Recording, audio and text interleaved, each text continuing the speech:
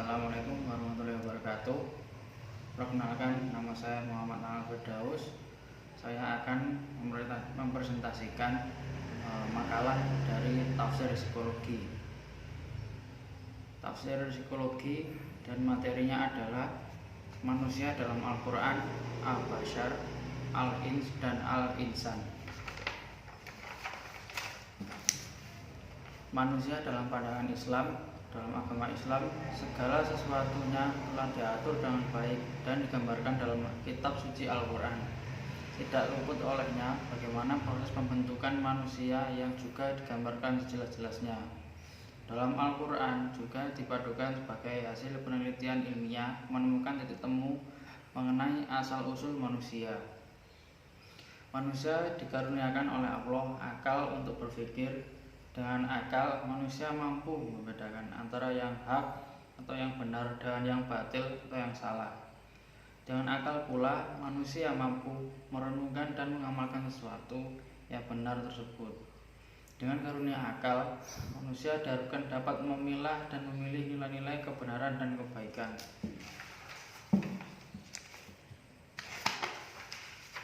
Yang selanjutnya yaitu penciptaan manusia menurut Al-Quran. Al-Quran menyatakan proses penciptaan manusia mempunyai dua tahapan yang berbeda. Yang pertama disebut dengan tahapan primordial.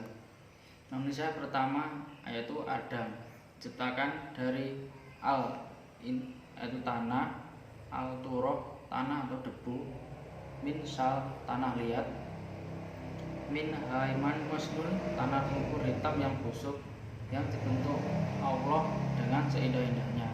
Kemudian Allah meniupkan ruh darinya ke dalam diri. Penciptaan manusia dan aspek-aspeknya itu ditegaskan dalam banyak ayat, beberapa di antaranya yaitu manusia tidak diciptakan dari mani yang lengkap, tetapi dari sebagian kecilnya spermazoa. 2. Sel kelamin laki-laki lah yang menentukan jenis kelamin bayi. Janin manusia melekat pada rahim sang ibu bagaikan lintah. Yang terakhir, manusia berkembang di 3 kawasan yang gelap di dalam rahim.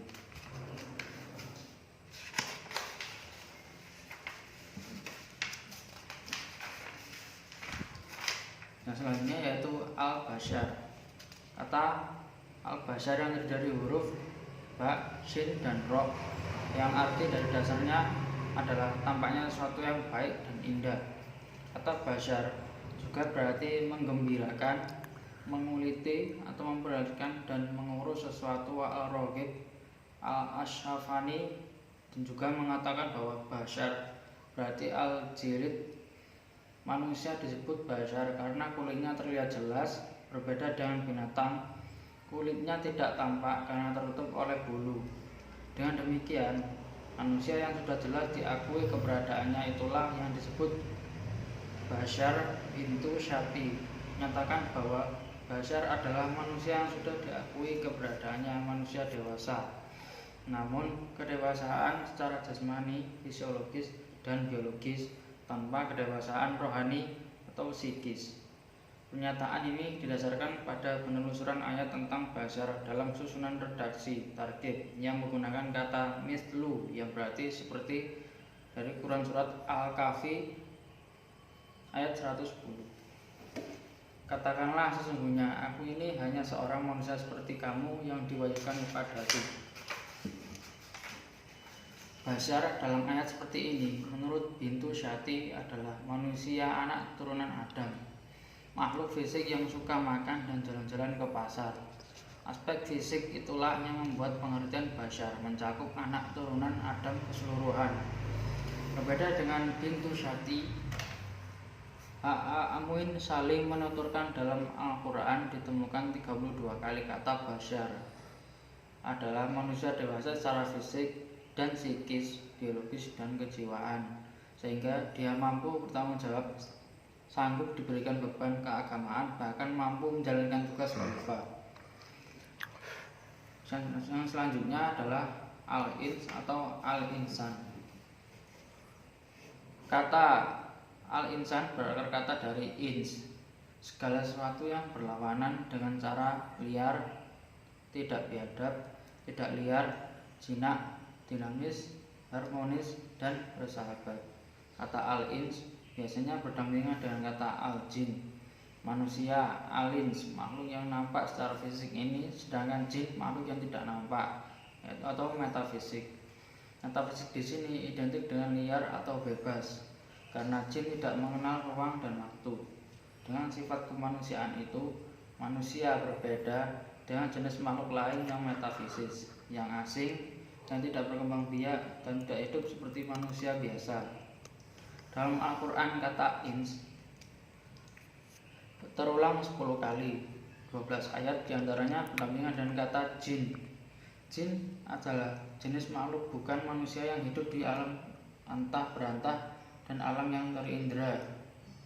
Di balik dinding sealam kita manusia, dan dia tidak mengikuti hukum yang dikenal dalam tata kehidupan manusia. Kata insan tentang 70 kali, kata al-nas yang terulang sebanyak 240 kali. Termasuk al-nas secara umum menggambarkan manusia universal, netral, tanpa sifat tertentu yang membatasi atau mewarnai keberadaannya. Sedangkan kata insan pada umumnya menggambarkan makhluk manusia dengan berbagai potensi dan sifat.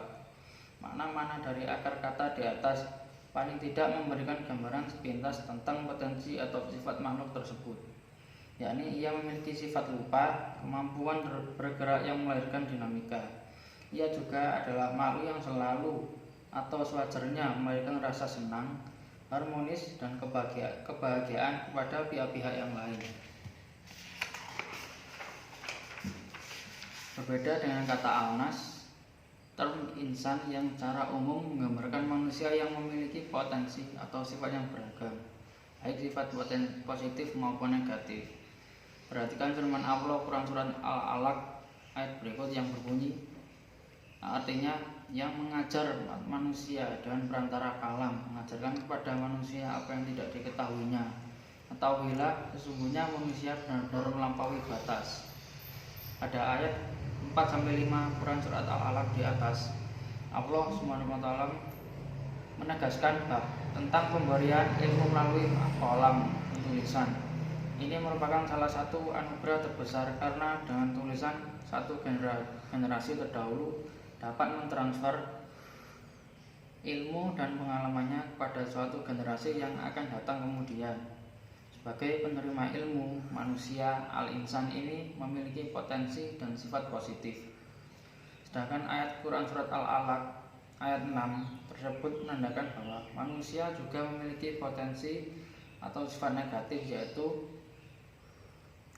yaftori, yakni melampaui batas dengan cara melanggar hukum dan aturan-aturan yang menjerumuskan ke lembah dosa.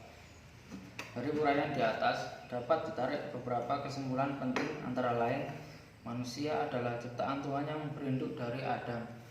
Manusia ini wujudnya terlihat jelas, ia mampu berbicara, berpikir, dan berkomunikasi dengan sesamanya dalam komunitas bermasyarakat.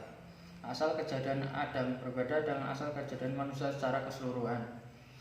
Adam diciptakan secara khusus dari tanah, sedangkan manusia berasal dari saripati, berasal dari tanah, sulalah mintin, kemudian menjadi air mani nufta, kemudian menjadi segumpal darah alaqah, kemudian menjadi segumpal daging mudghah, kemudian menjadi tulang belulang izam, kemudian dibungkus dengan daging lam, kemudian menjadi bayi tumbuh menjadi dewasa tumbuh menjadi tua, renta, selanjutnya wafat dan dikebumikan kembali ke asal kejadiannya. Manusia diberikan amanah untuk berperan ganda sebagai khalifah Allah dan sebagai hamba Allah yang harus mampu disinergikan secara seimbang dalam hubungan vertikal kepada Sang Pencipta Nabi min Allah, dan hubungan horizontal kepada sesama manusia Hablum min al-nas, serta makhluk lainnya di alam raya ini. Sekian, terima kasih dari penjelasan saya tentang tafsir psikologi ini tadi. Wassalamualaikum warahmatullahi wabarakatuh.